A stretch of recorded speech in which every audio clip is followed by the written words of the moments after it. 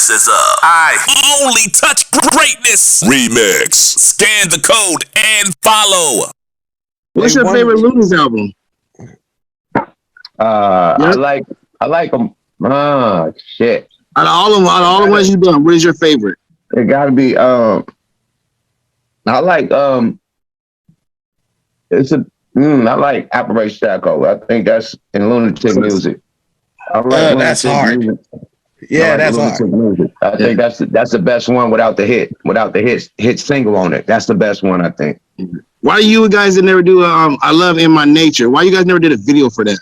That was my jam. That was the one we wanted. That was my jam. That was my favorite song on the album. They never lined that up, man. Period. Yeah, they was supposed that was my jam. Do In My Nature. We were supposed to do there was another one on there that we were supposed to do before. We argued for them to do the Hypnotize one with Redman. Like we had to for them to do that. But that was like an A&R album, I want to say, because it was a lot of our first album, Lunatic Music, we did what we wanted to do. The second album, that's when the labels want to come in and pitch their ideas and they beats and you should do a song of this and do this and do this and do this and get this person. So dealing with all their demands that they wanted, that's how the album came out. And when we finished the album, of course, they want to lean on the shit that they did, that they brought to the table instead of the shit that really made sense, like Hustle, In My Nature and other songs, that really would have hit.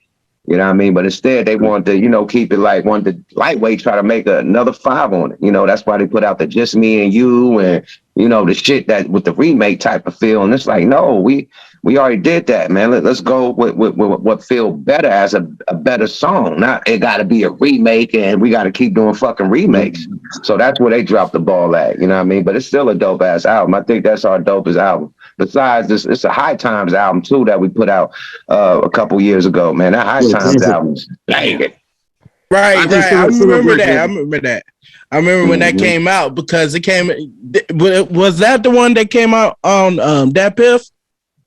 Yeah, it was a mixtape. Yep. Yeah, mixtape. Yeah, when I saw that shit, I remember when it came out. I was like, "Oh shit, Looney's." I'm like, "Oh shit, no, I gotta get on this shit real quick. Let me get up in this one real quick." And I swear to God, I still slap it to this day. Yeah, that thing bang, man. That's what Numb fresh out of jail. Numb did 7 years, man. So when he came home, we got right in the studio. That's why it took so long to do another album, because he was locked up. So once he got out, we hopped right in the lab and made High Times, and dropped it on 420 weekend, literally, New drink, everybody. Hey. Cheers. Right. And speaking of Bay Love, man, I have to say this, man, because here we go. It means a lot right now. Like RP motherfucking Mac motherfucking Dre. You know what I mean? I had to say it. Straight motherfucking Ghost to motherfucking Thizzle motherfucking Washington. Boss Tycoon, man. When that motherfucking Thizzle Washington came out, nigga, everybody was on that bitch. Like, nigga, I remember whenever motherfucking, like, I first ever heard Thiz Dance off that. I was like, who the fuck is, because Thiz Dance first song that I ever heard from that. So I'm like, who's this? I'm like, this a yo, nigga, this that motherfucking nigga from the motherfucking Bay. Too hard for the motherfucking radio himself, Mac Dre.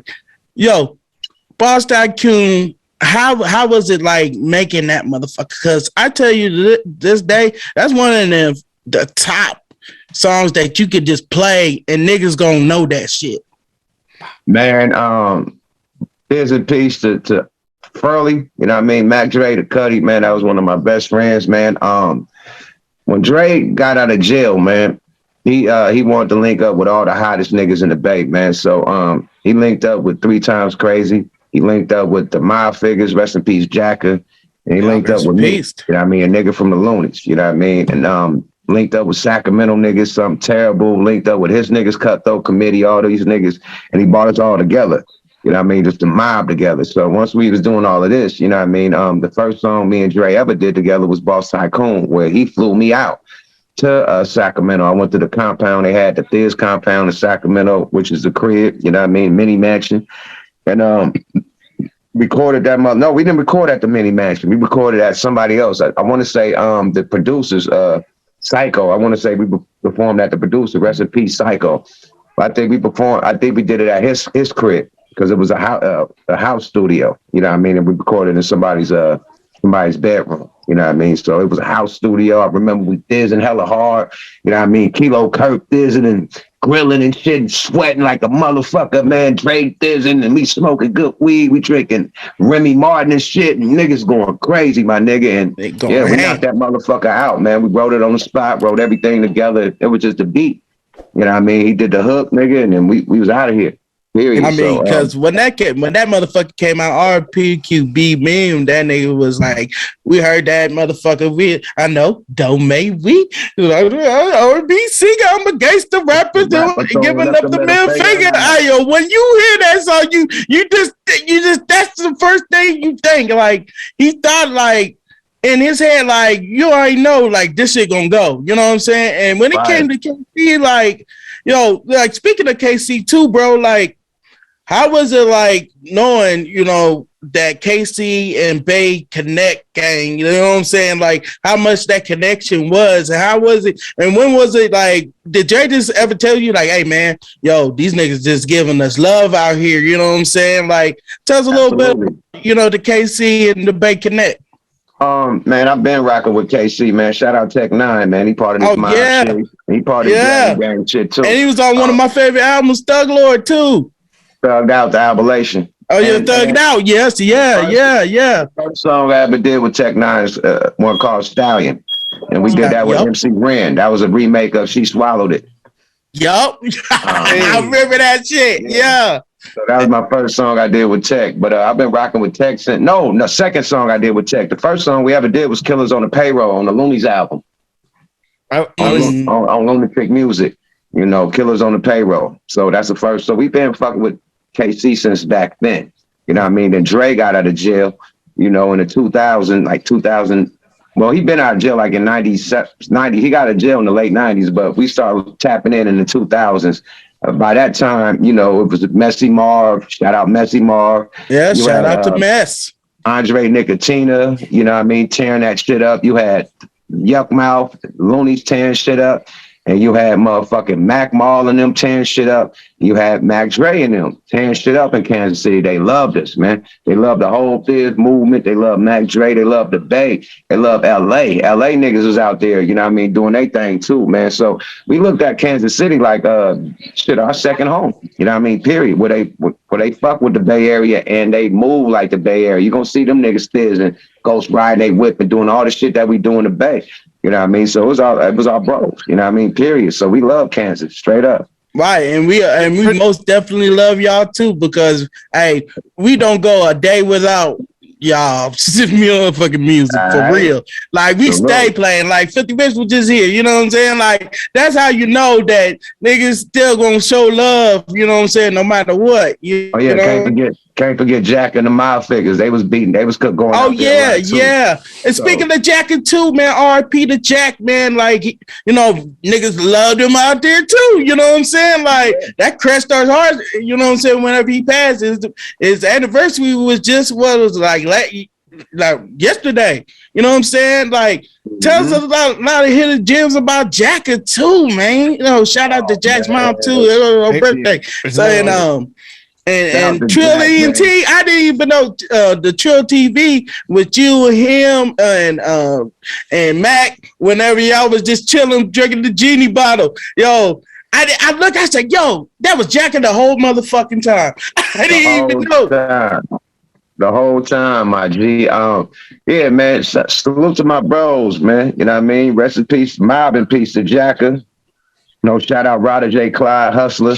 You know what I mean? AP9, they're my bros, man. So, we was all mobbing together, man. And they love the shit out the Mob Figures out there, man. But the Mob Figures, I first met them in the 90s, man. That was Sebo's group. You know what I mean? That was Sebo's group. He came up under the Sebo umbrella, West Coast Mafia, man. So I met them at the West Coast, at what they record label was called back then. Well, T, they had an executive producer named T, and they had an office in Oakland. It's like damn near by San Leandro, you know what I mean? So I went to their office one time. That's how I met the Mile Figures and met Sebo at the same time for the very first time. So after that, I started seeing the Mile Figures all through the Bay. I never knew they was from the Bay.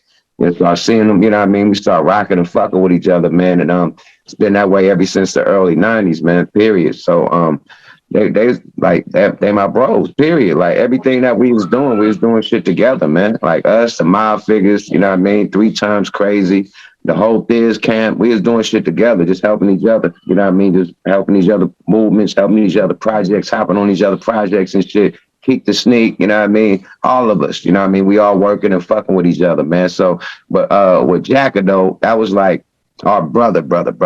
Because you know I got this regime shit, you know what I mean? So rest in peace to Pretty to the fullest. Rest in peace to Pretty Black. You know what I mean? One of my regime members, him and the Jacka was like this. So tough to where Pretty Black had his mini mansion and the Jacka, the Hustler, all the Mob Figures lived with Pretty Black. Period. Both cribs, you know what I mean? They all, you know, lived in a big crib and they all divvying up, whatever. So that was our brother. That's family. Niggas living in cribs and driving luxury cars and shit. And, you know, that's how we was mopping. You know what I mean? Pretty Black had money over everything. We all mopping. You know what I mean? Period. So that was us. It was the regime and the Mob Figures. You know what I mean? Period. To this day. You know what I mean? Regime and the Mob Figures. So those are bros. Like literally. You know what I mean? So mob and peace to Jacka, my nigga. Mob and peace to Pretty Black. You know what I mean? They was best friends like a motherfucker. Period.